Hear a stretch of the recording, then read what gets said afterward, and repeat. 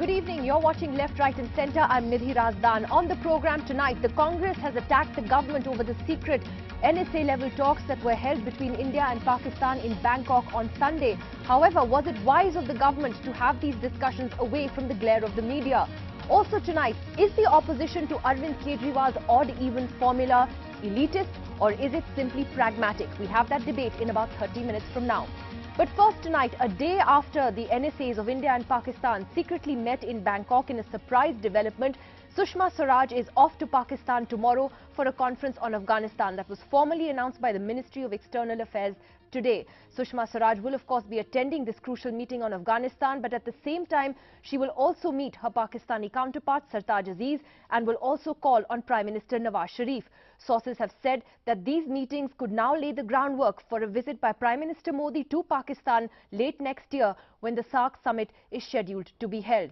Well, was it wise for India and Pakistan to, in a sense, create a new template for discussions by moving away from the capitals of New Delhi and Islamabad and holding these talks in a third country away from the glare of the media? Or, as the Congress says, does there need to be more transparency as far as these discussions are concerned, and does this really indicate too many flip-flops by the government? Joining us on the program tonight, senior BJP spokesperson Siddharth Nath Singh, Dr. Abhishek Singhvi, Rajya Sabha MP and spokesperson of the Congress Party, former diplomat Vivek Karchu is here with us, and Manoj Joshi, senior fellow at the Observer Research Foundation, also with us tonight. And we're also joined by General V.P. Malik, the former Chief of Army Staff, this evening from Chandigarh. Let me first, before I get the politicians in, ask you, General Malik, what did you think of this development over the weekend, sir? Do you think that this is a better way to conduct a dialogue, if at all? Oh, firstly, Nidhi, I must say that this is a positive development, and apparently this train has started moving after UFA.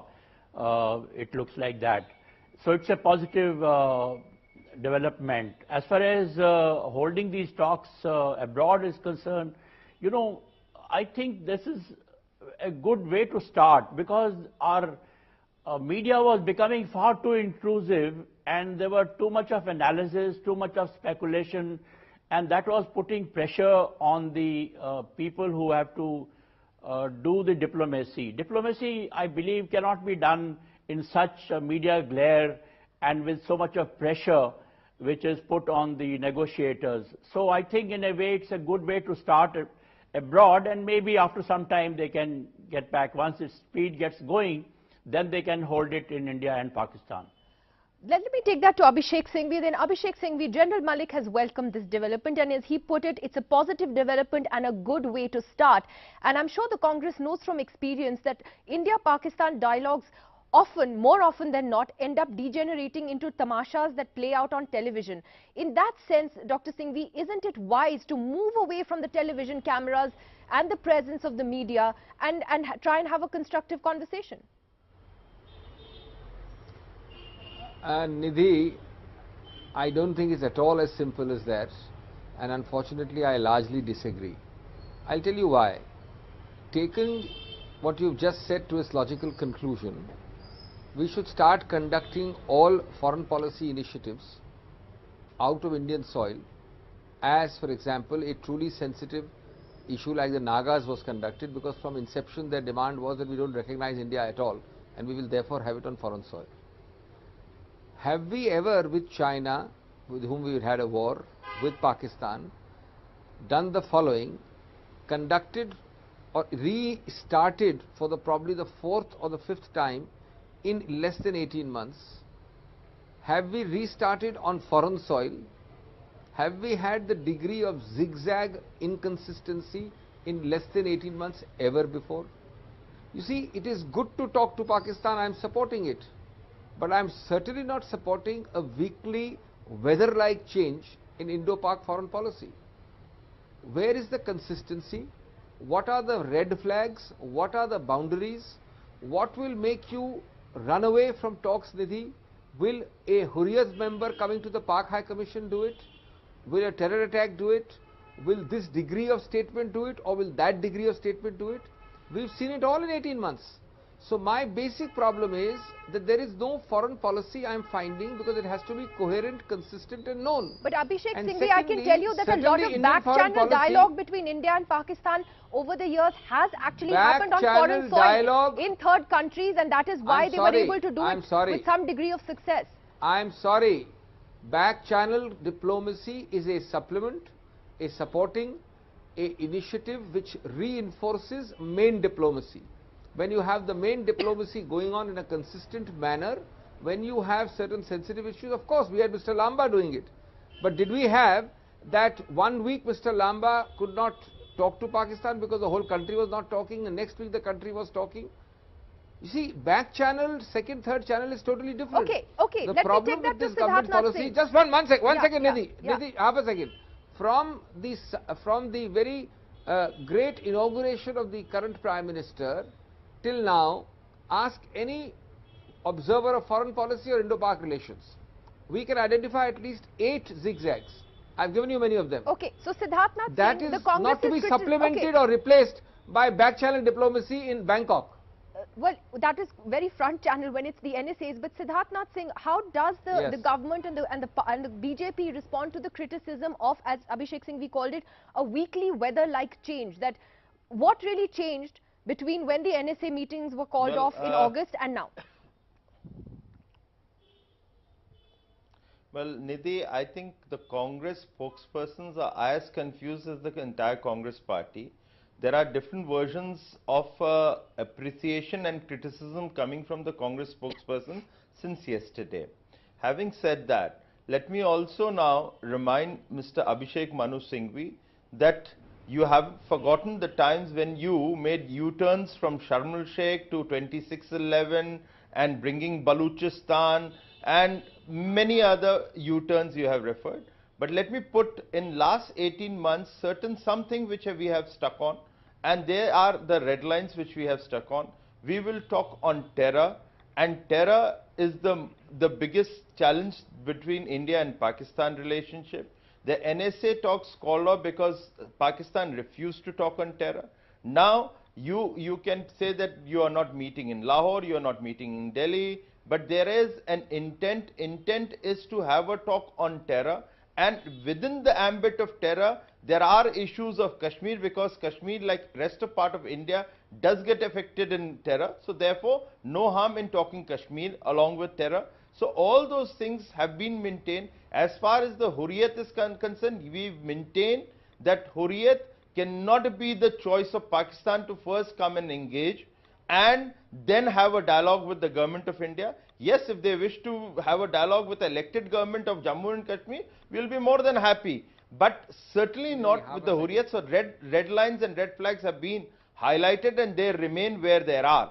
So now we have moved forward. Let us see how the Pakistan, takes us another next step forward, because we have seen in the past that we need to be careful as a nation together, that Pakistan can go one step and then they come up with some certain other things. Siddharth? We know the complicities which exist in Pakistan Okay. and our relationship. Abhishek Singhvi, So just we 30 keeping seconds, that in please, mind, so that I can go think to the rest of the course panel. that has taken place, Okay. which is a step from the UFA, certainly is a welcome step. Okay, Abhishek Singhvi, 30 seconds, please. I'd like to go to everyone else. Yeah.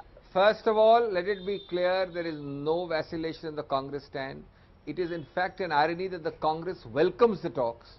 What the Congress criticizes is the manner, zigzag methodology and lack of coherent policies. Secondly, please tell the nation what has changed from UFA or the terror talk or the JNK issue.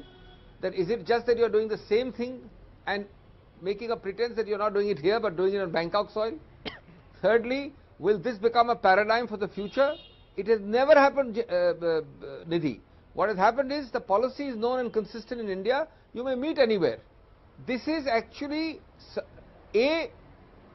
stopping this policy working on India and suddenly restarting it in Bangkok. That is very weird. If this becomes a paradigm or a precedent for the future, it will be weird.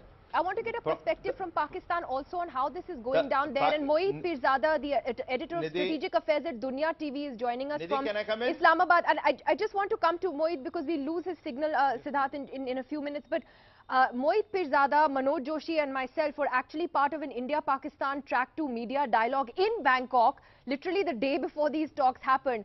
And Mohit Pirzada, it is actually very interesting that none of us in the media got even a whiff of this happening. But how do you see this, and how has the reaction been in Pakistan? Nidhi, the general feeling in Pakistan is very cautious. It is understood in Pakistan that New Delhi is not prepared for a composite dialogue, nor for any substantive or meaningful engagement with Islamabad. And from time to time, when there is some sort of pressure or there is a change in domestic politics, maybe Bihar has actually forced Narendra Modi to think a little bit, and also because of the international pressure, because at this moment for the past several months, Prime Minister Narendra Modi was basically seen as a hardliner, and a lot of negative publicity India was getting because of other issues between the Hindus and Muslims. So in Islamabad, the view is this, that this is a bit of softening, but no one is really expecting any dramatic or substantive improvement. And one thing which was also discussed in Bangkok when I and you, Nidhi, were there, the perception in Pakistani media and also picked up by the Indian media that General Nasir Janjua is a military's appointment is not true. We know for sure that General Nasir Janjua is handpicked by Prime Minister Nawaz Sharif. Prime Minister Nawaz Sharif did not consult the military on it, and his principal reason for appointment is related to Balochistan, because he's seen to be an expert on the insurgency over there. And you know, the feeling is this, that when Ajit Doval and Nasir Janjua will talk to each other off the record, they will also be able to talk about Balochistan. Very, very interesting point of view. Vivek Karju is here and he has a lot of things to say on this. Mr. Karju, interesting the view from Pakistan. They believe it's domestic pressure, international pressure, a softening perhaps by the government here, or is it just pragmatism? Look, I think as far as our politicians are concerned, they should realize that no government in India, since the troubles in Kashmir began in 1989-90, has followed a consistent policy towards Pakistan, leave alone an effective policy. That is the record. The Congress spokesperson may say that they did not do topsy-turvy, but the record, documentary record of the 10 years of Dr. Manmohan Singh speaks otherwise. One had hoped that Prime Minister Modi will take lessons from it and then craft a consistent policy, but unfortunately that consistency has not been shown till now. I think what our Pakistani colleague on the panel is saying only confirms this. Why do I say this?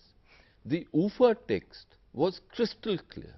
The UFA text said that while all subjects will be discussed, sequentially terror would be discussed first and exclusively by the national security advisors in Delhi.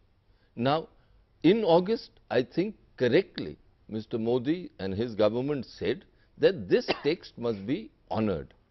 In December, that has been given up on two counts, both on the venue and on substantive issues. Now, whatever we may say on the venue, the hard fact is that the venue was Bangkok not so much because of the glare of publicity, etc. Because if diplomacy cannot navigate through the media, then that's no diplomacy. It was to allow the Pakistani space on the Hurriyat. And there my question is that is this going to be the format all through now? That because the Pakistanis... Is there anything wrong with that though? I'm asking you that. No, no. Even the Hurriyat is a complicated political question. If this is a way for the two countries to constructively engage, please, is that so bad? Please, no country allows separatists to meet official interlocutors from another country. We did a wrong thing during Prime Minister Narasimha Rao's time. And I think it was to Mr. Modi's credit that he disallowed this. But he's now given in on that. And that's going to send a terrible signal to the generals. Because whatever our Pakistani colleague may say, ultimately the India policy is framed by the Pakistani generals and they sense weakness. And here they have an instinct where they'll see that Mr. Modi can be pushed like other Indian leaders have been pushed. And that is terrible. That does not mean that they see reasonableness as an asset. They see it as a weakness, and when they sense weakness, they tend to become adventurous. As history has shown over the past 70 years. Nidhi, no one in Pakistan, even its wildest imagination, thinks that any force in Pakistan can push the hand of the Prime Minister Narendra Modi. In Pakistan, Indian scene is being seen with a lot of interest in the sense that it is the Congress and the liberal parties and the civil society in India that are forcing Narendra Modi to backtrack on some of the issues of his hardliner policies. No On force in Pakistan, policy, forget about domestically Pakistani it's military. different. No, but Manoj Joshi, But is he's seen on defensive. He's seen on. No, but Joshi Sahib, he's being seen on defensive. my a bit. question is this: is it a sign of weakness on the Prime Minister's part to initiate another dialogue and have this meeting in Bangkok, or is it a sign of good leadership that you're willing to accommodate, to perhaps be pragmatic about the reality of the situation on the ground and be willing to engage? And there has to be give and take in diplomacy too. Well, I certainly think it's a sign of being wisdom. very smart. Sign of wisdom. I think it's a sign of wisdom when you batter your head against a wall. At some point, you realize that that's not going to work, and you take an alternate path. Look at Indian policy since the mid-80s. We have had a steady policy wherein we continue to engage Pakistan regardless of what Pakistan throws at us.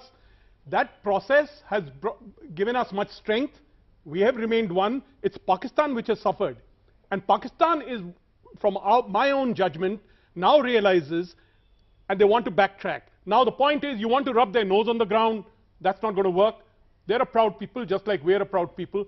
Now this is the process of flexible engagement, or flexible containment, if you want to call it, where we continue to keep our guard up. We continue to use all the resources at our command to prevent Pakistani terrorism and terrorist activity in India. But talking of terrorism, and Mr. Siddharthnath Singh talked about the whole big issue of terrorism. What do the figures show?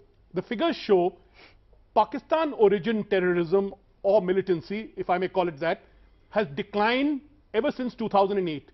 The figures are very clear on that. And yet, the big instances of domestic violence relate to the Maoists in central India and in the northeast. You can look at the figures in the South Asia terrorism portal. Yet, I find that this government has been raising this constant issue of terrorism all the time, and I think the goal was essentially to isolate Pakistan. Now what has happened is, over the last couple of months, we've seen that far from being isolated, Pakistan has gained a certain centrality, with even Russia trying to reach out to Islamabad. So what we see is that a policy that we are using terrorism, trying to isolate Pakistan, was a failure. So you think it hasn't worked by making terror It hasn't the worked. central issue? So basically, I think we've been wise that we've abandoned the path of relentless confrontation, a muscular policy, because muscular policy by itself will not work. See what it has led to. Yeah. It has led to a nuclearized Pakistan. It's led to a Pakistan which is a major threat to our country, to the security of our country, through the instrumentality of terrorism and through the instrumentality of nuclear weapons. We have to mix policy, and diplomacy must play its role. Vivek Karju disagrees with you In before I come to General Malik. 1971, they decided to go nuclear. What are we talking about? Muscular policies, etc. Look, let's face reality. He's saying that the confrontationist approach doesn't work beyond a point. All that I'm saying is that Pakistan agreed at UFA to send the NSA here. Why did we give up on that? I mean, is that muscular? If Pakistan agrees to a document, their Prime Minister, for God's sake, agrees to it, and we allow them to have a pass. No, but I Is presume, that becoming muscular? I presume the I mean, government I has find good that reason for it. I find this passing strange. I don't know. No, I presume the don't know government who's has good on whose reasons for side. it. But as we see it from Pakistan, that it is not necessarily the BJP and Narendra Modi. Even Congress used to move a bit forward and then come back. I think the central position of New Delhi is not to reward Pakistan with negotiation, with serious talks or substantive talks, but from time to time, New Delhi is seen as obstructionist or as being very hardliner, not really engaging Pakistan. There is pressure from United States, there is expectation in Europe and international community. So the Indian government, the New Delhi Sarkar, is compelled to engage Pakistan. What is happening in Bangkok at the moment is nothing more than this. We don't really expect any substantive progress to come out. Can I come in? Yeah, I just want to get to General Malik before I come back to Siddharth and Abhishek Singhvi. General Malik, you know what you heard here about why the talks were held in Bangkok. I know one reason definitely was the media pressure and the tamasha that takes place, and also, as Vivek Kaju rightly said, to avoid that uncomfortable question of the Hurriyat. What is your view on that? I mean, do you think that this is something that can be replicated, or as you said in the beginning, it's a good beginning, but then, you know, maybe come back to home turf? Firstly, Nidhi, I must say that this whole issue has been tackled very deftly by the political leaders on both sides. The way they have, you know, all the agitation that we saw in India and Pakistan, particularly after UFA, particularly in Pakistan, I think they have been able to handle it very deftly. They have not only expanded the participants, we have had the foreign secretaries also meeting there in Bangkok, and they have also enlarged the issue, which in any case would have come up sooner or later. The other thing I must say, that look, in the last 2-3 years, the turbulence along the line of control and international border with J&K has increased substantially. It's no longer what it used to be in 2010 and 2012. And I think both countries have realized, because we are also retaliating the same way that they have, when they start, we also retaliate very strongly. So I think both leaders have realized that we have to keep moving forward. It doesn't matter whether there are some flip-flops, sometimes slow, sometimes fast, but the engagement has to continue. That is one important point that I feel. As far as Hurriyat is concerned, personally, I also believe that Hurriyat has no role to play in talks between India and Pakistan. Hurriyat doesn't have credibility, except for some part of the valley. Hurriyat has no credibility in Ladakh or Jammu division. So I also believe that it is only an obstructionist. It doesn't help us in talking to Pakistan as far as India-Pakistan relations are concerned. So I also believe that it is better to keep Hurriyat out, whether we talk outside or inside India and Pakistan, it doesn't matter. And I don't think we should really bother about Hurriyat as far as our talks in India or Pakistan or abroad are concerned. So, Siddharth Nath Singh, what is the government then going to do? In the sense that, would it be feasible to keep having a dialogue in a third country in the foreseeable future?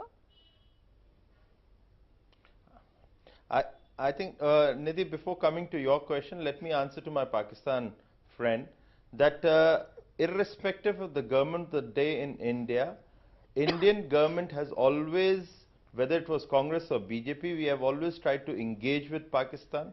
We have always wanted a friendly relationship. But certainly your domestic compulsions have made the elected government to come under certain pressures of the army and the ISI. And therefore we have seen, and particularly we have seen what happened after the UFA pact, the UFA agreement, and therefore there was enough pressure on your side when the NSA dialogue was called off. Now, basically the issue, Nidhi, for all of us to understand is there are steps forward taken under the joint statement of UFA.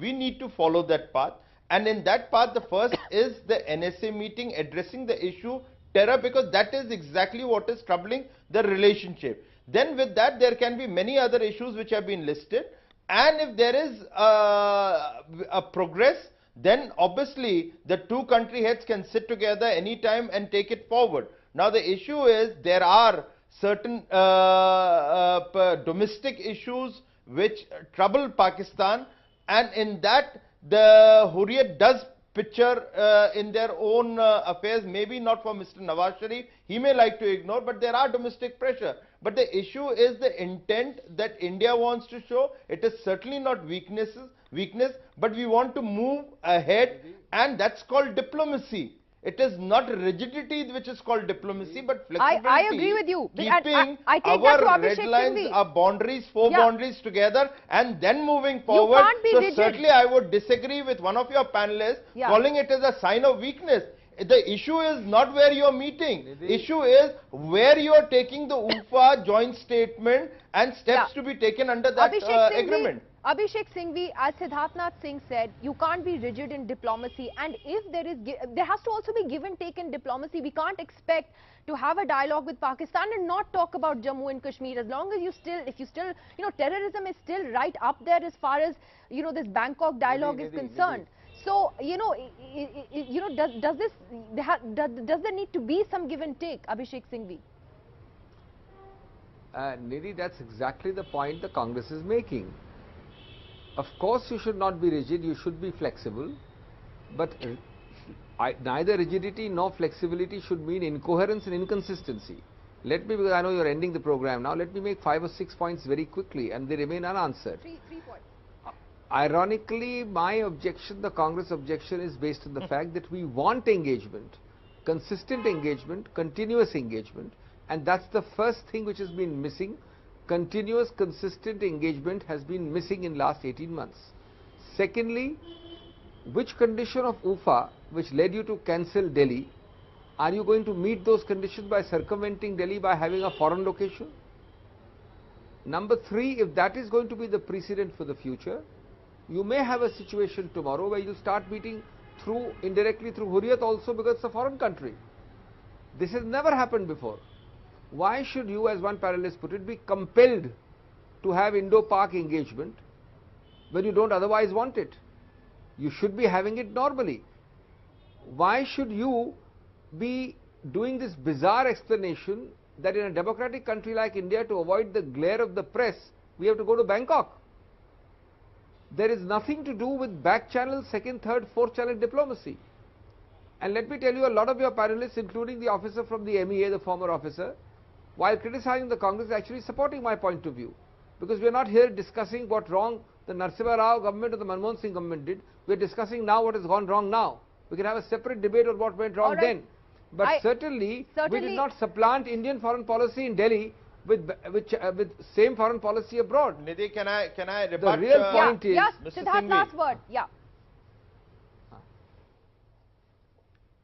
Nidhi, the problem with Congress is they haven't found a fault in the entire process, so they have picked up on a foreign soil a discussion which has happened. That is the problem. So you can't find anything, you pick up a foreign soil, so you go on to semantics, and that is very unfortunate. Look at the terror is a focus the NSAs have met. The things are moving. Let us take step by step. If it goes well, very good for both India and Pakistan. If it isn't, there is a problem in Pakistan. If they do not walk the talk, then we will see from there. All right. Well, I would end this with a note of cautious optimism, because often between India and Pakistan, we've seen 2 steps forward and then 10 steps backward.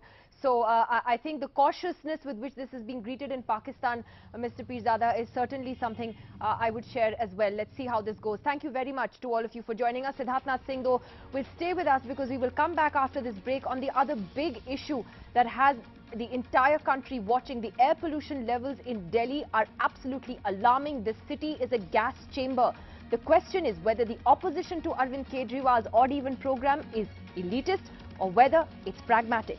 That's after the break.